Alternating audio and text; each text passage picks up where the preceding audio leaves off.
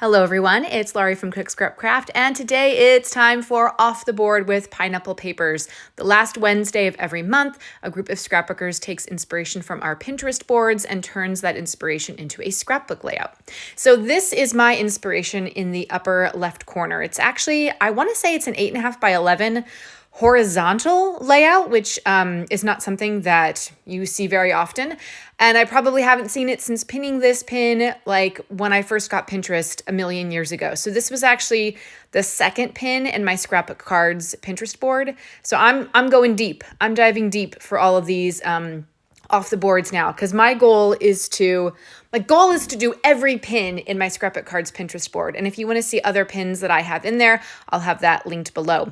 Also below, you will find the list of everybody who's participating this month. So please hop along and get inspired to get in your own Pinterest boards and find something that can help you create a scrapbook layout.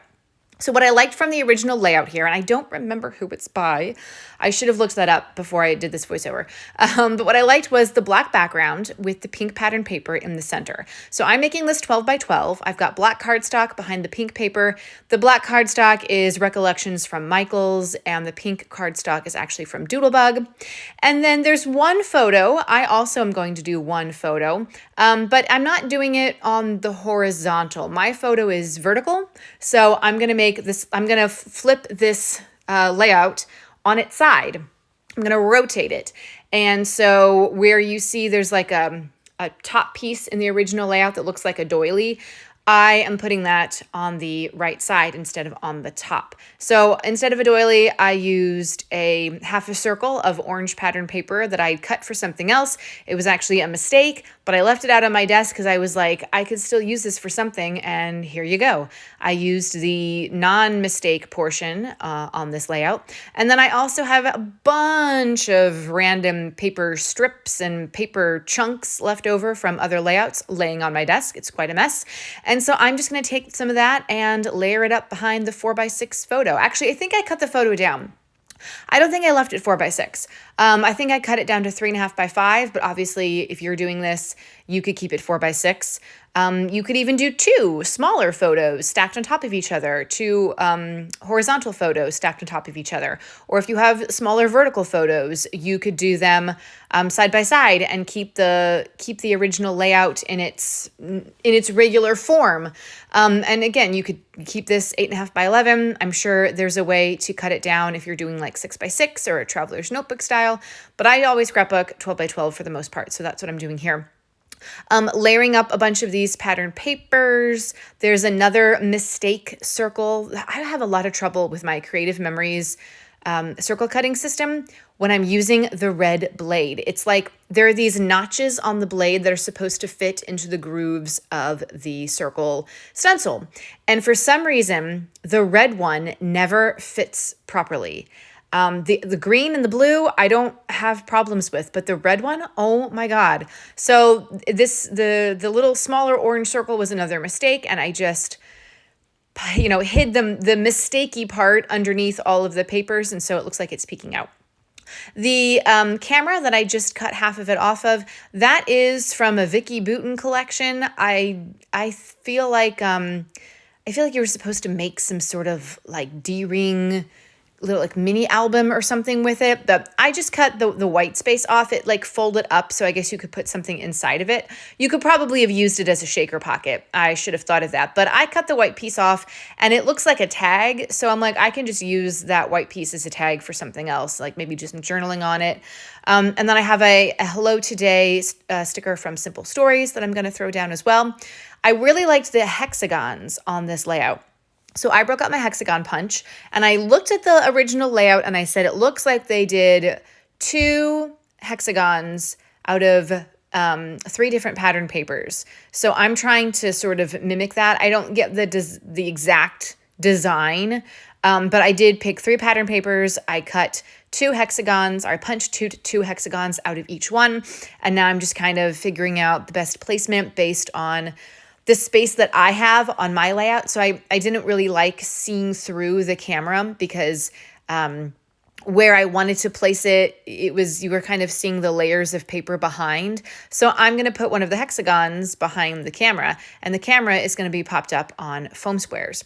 Then the other hexagons, I'm doing a line up at the top, which is kind of like what the original layout shows. And then I'm bringing my other two down below. So it's almost like it looks like they're kind of making an L shape together. They're not really, but I just kind of liked almost the randomness, but like planned randomness of seeing this straight line and then having two extras down below, if that makes any sense. You can put your hexagons wherever the heck you want. You could use circles if you don't have a hexagon punch, or squares, or, whatever paper punch you have, whatever's easiest for you. And if it's a smaller size, you would be able to get a lot more shapes on your layout. Now I had this huge white space, which is not something that the original layout has because it's a smaller size. So because I have the huge white space, I'm filling it in with my title. Yes, I know the pink Bella Boulevard alpha stickers blend in a little bit with the pink pattern paper, but it was what I had at the moment. And so I decided that I was going to make a big title out of the pink Bella Boulevard alpha stickers, and then the Better Together alpha phrase sticker from an American Crafts foam sticker sheet that I purchased as part of last month's haul. So the title is Jumping is Better Together because we went to Sky Zone last year with a friend. And so that's what you see in this photo. There's another layout. They did, the two of them did a photo booth together. So there's another layout with the photo booth pictures. If I had planned this out better, if I had my June pictures scrapbooked earlier, I probably would have put the photo frame or the photo booth pictures and this picture together. As it is, it didn't work out that way. So now I have two separate layouts for this, but that's fine. No big deal. It's just more room to get creative, more supplies being used up, but more room to get creative, right? So yeah, let me know down in the comments how often you go to your Pinterest boards, or if you get inspiration from somewhere else. Pinterest was really big many, many years ago. I don't know if it's still as popular, if people are still using it in the same ways as they used to. So let me know where you find your scrapbook or card making or crafty inspiration. There are a lot of great people here on YouTube. I found a really nice community of crafty people. So that's been really fun. And if you want to be part of the community, come subscribe to my channel if you haven't done so already. It's free. I don't have Patreon or any stuff like that. So just, hit that subscribe button, and you'll get to see all the process videos. You'll get notifications and it'll pop up in your subscriptions. If you're already a subscriber, welcome back and thanks for watching this video. And if you're liking this video, it's giving you some inspiration, give it a thumbs up. That would be really awesome. And, leave me a comment down below. Say hey, let me know that you're here. So I've added a couple more embellishments to this.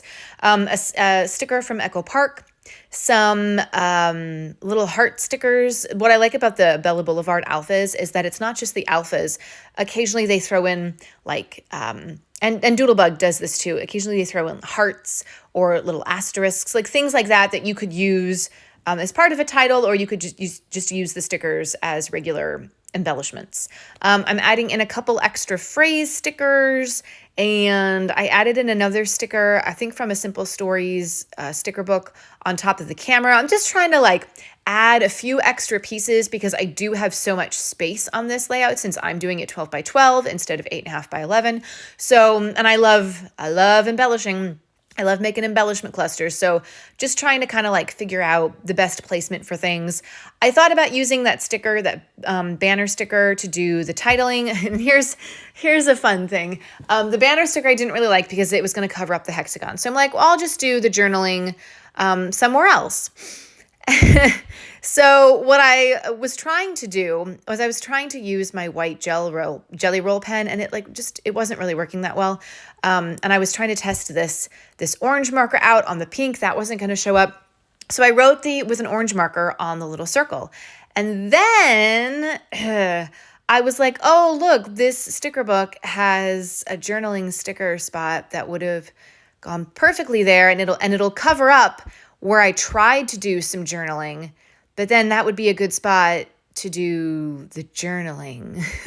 So I go back and I add the journaling to that journaling spot. And then you're like, but you already wrote journaling on the orange half circles. So how are you going to cover that up?